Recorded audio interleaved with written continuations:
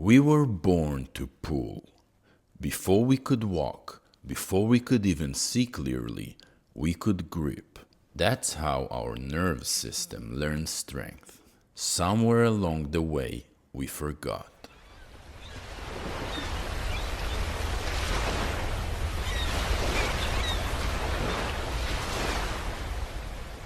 This video is about remembering what your body was born to do. Pulling is one of the most important fundamentals we have as humans. When we were born, one of the first reflexes we show is our grip. Before we could talk, crawl, or walk, we could hold.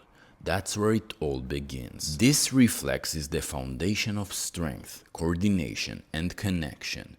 It's not about the muscles, it's about the nervous system, about how we interact with the world. In nature, that interaction was survival. We use pulling to stay alive. Our grip was the difference between falling and surviving. Over time, we stopped pulling. We stopped hanging, climbing, and holding our own body weight. And when that disappeared, our body forgot what it means to survive. Pulling is what kept us alive for thousands of years. Today we don't need to hang from branches or to pull ourselves to safety, but our biology still does. When we stop pulling, the body decays. The shoulder loses their architecture. The spine compresses. Pulling brings it all back. It restores structure, decompresses the body, reawakens coordination. It teaches the system to connect. Fingers to shoulders, spine to ground. That's not training, that's survival. As for me, I took pulling to the extreme.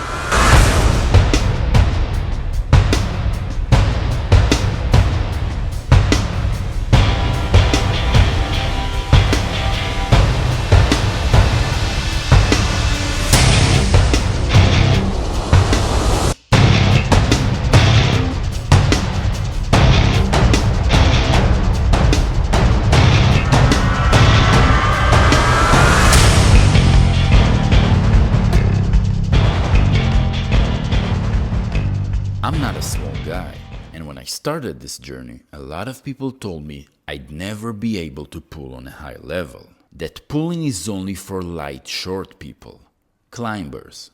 So I made it my mission to prove them wrong.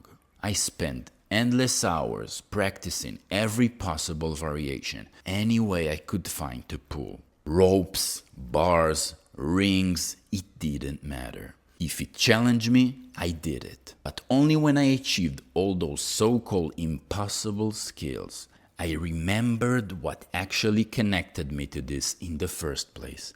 It was never about proving anything. It was about reclaiming something human, something I used to do instinctively, endlessly as a kid. As a teacher, pulling is one of the first patterns I teach my students. Because it doesn't matter if you're a man or a woman, heavy or light, everyone should be able to pull their own body weight. It's one of the simplest, purest measures of human capability. Mostly there are two types of people. Those who stop playing and hanging at a very young age and now pulling feels impossible, like we were never meant to do it. And those who can pull a few messy reps. The body remembers what it was built to do, but you're not really investing in what matters. Just a few tries every once in a while, and you'll stay stuck there for years. In this video, I'm going to give you the roadmap to a clean pull-up. Once you achieve it, you'll have all the tools to keep evolving into more advanced work. Or you can simply maintain what you've learned. Exactly what your body needs to stay strong, mobile, and protected for years ahead. Every pull starts from the grip, which means from hanging. Hanging is the motherboard of pulling. If you lack hanging strength, trying to pull won't take you far. That's why the first part of this video is all about hanging. So how should you grab the bar? Have you ever looked at the palms of someone who moves, trains, and hangs regularly? I'm not talking about people wearing gloves in the fitness gyms. Gloves are bad for us. They disconnect us from the object. We lose sensation, friction, and the natural adaptation of the skin, muscles, and even bones. We don't want to depend on tools to perform a basic human function. So yes, this is how a healthy human palm should look. There are many ways to hold the bar, but we'll use the most basic one. Get the deepest hold possible using all your fingers and knuckles. If possible, close the grip with your thumb. If not, just wrap it above the bar. It's time to hang. We'll need to conquer two types of hangs before starting to pull. The passive hang.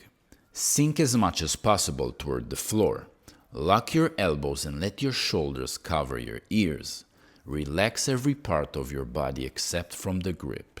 That's the only thing active, and let gravity do the rest. Your first checkpoint, 60 seconds passive hang. If you can't hold that yet, start with shorter sets, 3 to 5 sets at a time you can maintain the active hang. Grab the bar the same way, sink down into the passive hang, and from there pull yourself as high as possible using only your shoulder blades. Keep the elbows locked. Don't let them bend. Stay completely upright. Avoid any angles. Your checkpoint, again, 60 seconds. If you can't pull high enough, use leg assistance. Just enough to complete the range, nothing more. Once you achieved both hangs, your grip and shoulder strength are ready to protect your joints during pulling. Now that we've built the foundation, it's time to pull. Stage 1 is rowing. Rowing allows you to pull through full range of motion while managing load by using only part of your body weight. The most accessible way to row is with gymnastic rings. Hang the rings low, roughly at chest height. From a passive hang, pull slowly until the ring touch your armpits. Contact is non-negotiable. If you can't reach that high, walk backward until you can. This is how a proper rep should look like. If you're serious about reclaiming your body and you want my help along the way, join my private community. We do this together step by step consistently. The link is in the description. Start from a passive hang.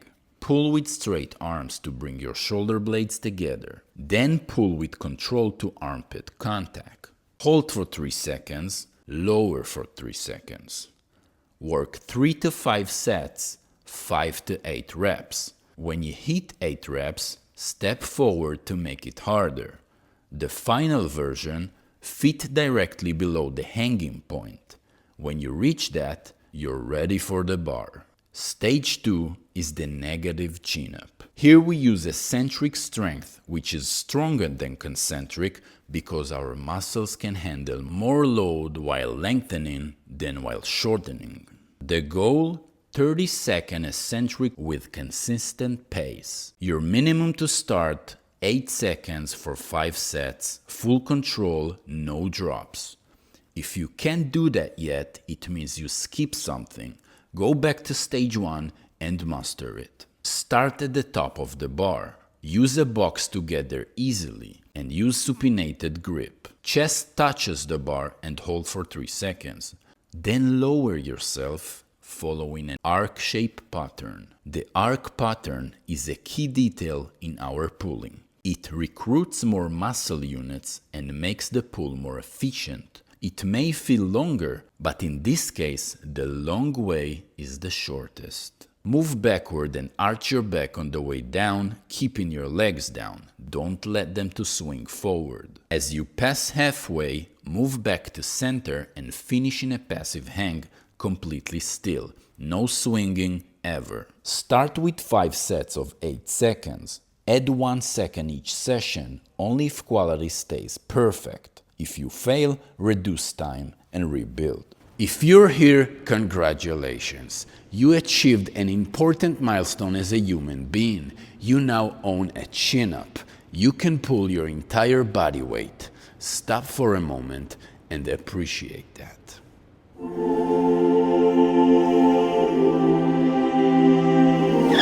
Now let's build it for reps.